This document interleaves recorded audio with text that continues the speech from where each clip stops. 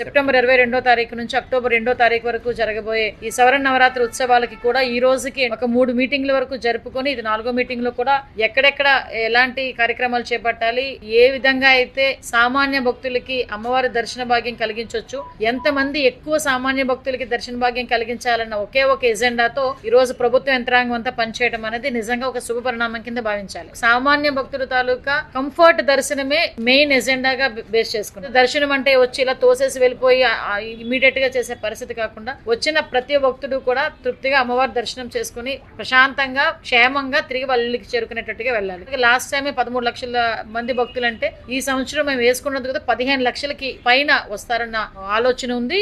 అదే విధంగా కొంతమంది మహిళా భక్తులు కూడా ఎక్కువ మంది పెరుగుతారు అన్న ఆలోచన కూడా ఉంది. దానికి తగ్గట్టుగా ఈ రోజు అన్ని సౌకర్యాలు ఏర్పాటు చేయడం, భద్రతకు సంబంధించి గానీ అడ్మినిస్ట్రేషన్ సంబంధించి గానీ అన్ని సౌకర్యాలు కల్పించడం, దాని మీద ప్రత్యేకమైన దృష్టి పెట్టడం జరిగింది.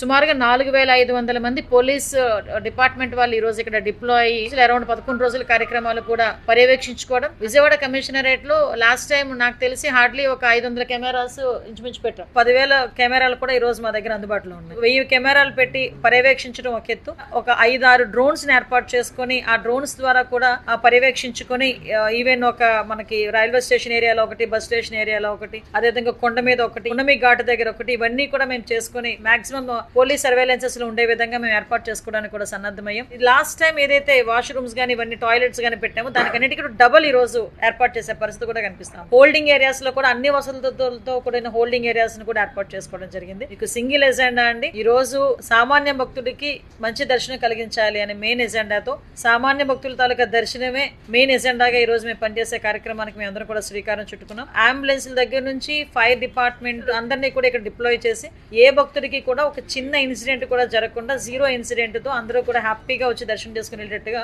ఈ రోజు ఏర్పాట్లన్నీ చేసుకున్నాం. దీనికి ప్రజలందరి దగ్గర నుంచి కూడా అదేవిధంగా పత్రికా సోదరులు మీ ద్వారా కూడా మీ అందరి సహాయ సహకారాలు కూడా కోరుకుంటున్నాం.